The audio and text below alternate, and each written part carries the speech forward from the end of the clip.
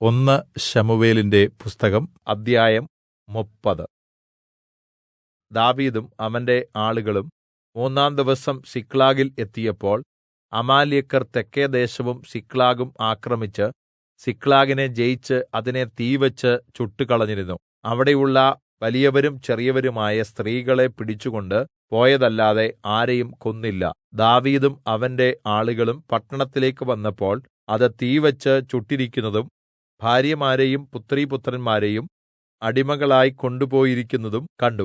അപ്പോൾ ദാവീദും കൂടെയുള്ള ജനവും കരയുവാൻ ബലമില്ലാതാകുവോളം ഉറക്കെ കരഞ്ഞു. യിസ്രായേൽക്കാരി അഹീനോവാം, കർമ്മേൽക്കാരൻ നാബാലിന്റെ ഭാര്യയായിരുന്ന അബീഗയിൽ എന്നീ ദാവീദിന്റെ 2 ഭാര്യമാരെയും അവർ പിടിച്ചുകൊണ്ടുപോയിരുന്നു. ദാവീദ് വലിയ ദുഃഖത്തിലായി. ജനത്തിൽ ഓരോരുത്തരുടെയും ഹൃദയം അവരവരുടെ പുത്രന്മാരെയും പുത്രിമാരെയും കുറിച്ച് വ്യസനിച്ചിരുന്നു. അതുകൊണ്ട് അവനെ കല്ലെറിയണമെന്ന് ജനം പറഞ്ഞു. ദാവീദ് തന്റെ ദൈവമായ യഹോവയിൽ ധൈര്യപ്പെട്ടു. ദാവീദ് അഹീമേലെക്കിന്റെ മകനായ അബ്യാഥാർ പുരോഹിതനോട് ഏഫോദ് ഇവിടെ കൊണ്ടുവരിക എന്ന് പറഞ്ഞു. അബ്യാഥാർ ഏഫോദ് ദാവീദിന്റെ അടുക്കൽ കൊണ്ടുവന്നു.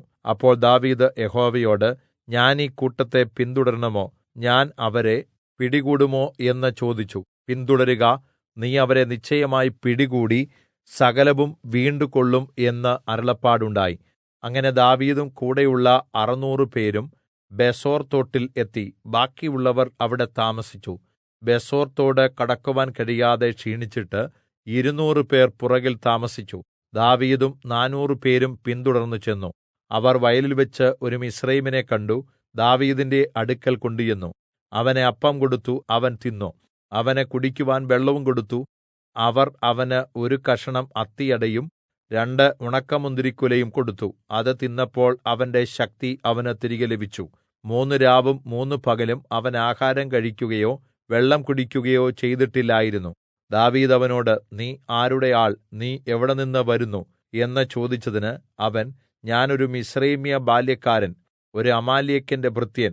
3 ദിവസം മുമ്പെ എനിക്ക് രോഗം പിടിച്ചതുകൊണ്ട് എന്റെ യജമാനൻ എന്നെ ഉപേക്ഷിച്ചു കളഞ്ഞു. ഞങ്ങൾ ക്രേത്യരുടെ തെക്കേനാടും യെഹൂദ്യദേശവും കാലേബിന്റെ തെക്കെ ദിക്കും ആക്രമിച്ചു. സിക്ലാഗ് ഞങ്ങൾ തീവെച്ച് ചുട്ടുകളഞ്ഞു. ദാവീദ് അവനോട്, ആ കൂട്ടത്തിന്റെ അടുക്കലേക്ക് നീ വഴി കാണിച്ചു തരുമോ എന്ന് ചോദിച്ചതിന് അവൻ, നീ എന്നെ കൊല്ലുകയോ എന്റെ യജമാനന്റെ കയ്യിൽ ഏല്പിക്കുകയോ ചെയ്കയില്ലെന്ന് ദൈവനാമത്തിൽ എന്നോട് സത്യം ചെയ്താൽ അവരുടെ അടുക്കലേക്ക് വഴി കാണിച്ചു തരാം എന്ന് പറഞ്ഞു. അങ്ങനെ അവൻ ദാവീദിനെ കൂട്ടിക്കൊണ്ട് ചെന്നപ്പോൾ അവർ ഭൂതലത്തെങ്ങും പരക്കുകയും തിന്നുകയും കുടിക്കുകയും ഫെലിസ്ത്യദേശത്തുനിന്നും യെഹൂദാദേശത്തുനിന്നും അപഹരിച്ചു കൊണ്ടുവന്ന വലിയ കൊള്ളകൊണ്ട് ഉത്സവം ഘോഷിക്കുകയും ചെയ്യുന്നത് കണ്ടു. ദാവീദ് അവരെ സന്ധ്യമുതൽ പിറ്റെന്നാൾ വൈകുന്നേരം വരെ സംഹരിച്ചു. ഒട്ടകപ്പുറത്ത് കയറി ഓടിപ്പോയ 400 ബാല്യക്കാർ അല്ലാതെ അവരിൽ ഒരുവനും രക്ഷപ്പെട്ടില്ല. അമാലേക്യർ അപഹരിച്ചുകൊണ്ട് പോയിരുന്നതൊക്കെയും ദാവീദ് വീണ്ടെടുത്തു. തന്റെ 2 ഭാര്യമാരെയും ദാവീദ് രക്ഷപ്പെടുത്തി. അവർ അപഹരിച്ചുകൊണ്ട് പോയതിൽ ചെറുതോ വലുതോ പുത്രന്മാരോ പുത്രിമാരോ കൊള്ളയോ യാതൊന്നും കിട്ടാതിരുന്നില്ല. ദാവീദ് എല്ലാം മടക്കിക്കൊണ്ടുപോന്നു. ദാവീദ് ആടുമാടുകളെ ഒക്കെയും പിടിച്ചു. അവയെ അവർ തങ്ങളുടെ നാൽക്കാലികൾക്ക് മുമ്പിൽ നടത്തി. ഇത് ദാവീദിന്റെ കൊള്ള മുതൽ എന്ന് പറഞ്ഞു. ദാവീദിനോടുകൂടെ പോകുവാൻ കഴിയാതെ ക്ഷീണിച്ച് ബെസോർ തോട്ടിൽ താമസിച്ചിരുന്ന 200 പേരുടെ അടുക്കൽ ദാവീദ് എത്തിയപ്പോൾ അവർ ദാവീദിനെയും കൂടെയുള്ള ജനത്തെയും എതിരേറ്റ് ചെന്നു. ദാവീദ് ജനത്തിന്റെ സമീപത്ത് വന്ന് അവരോട് കുശലം ചോദിച്ചു.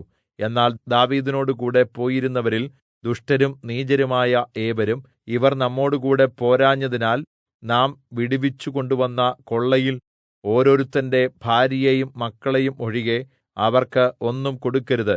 അവരെ അവർ കൂട്ടിക്കൊണ്ട് പൊയ്ക്കൊള്ളട്ടെ എന്ന് പറഞ്ഞു. അപ്പോൾ ദാവീദ്, എന്റെ സഹോദരന്മാരെ, നമ്മെ രക്ഷിക്കുകയും നമ്മുടെ നേരെ വന്ന കൂട്ടത്തെ നമ്മുടെ കയ്യിൽ ഏല്പിക്കുകയും ചെയ്ത യഹോവ നമുക്ക് തന്നിട്ടുള്ളതിനെക്കൊണ്ട് നിങ്ങൾ ഇങ്ങനെ ചെയ്യരുത്.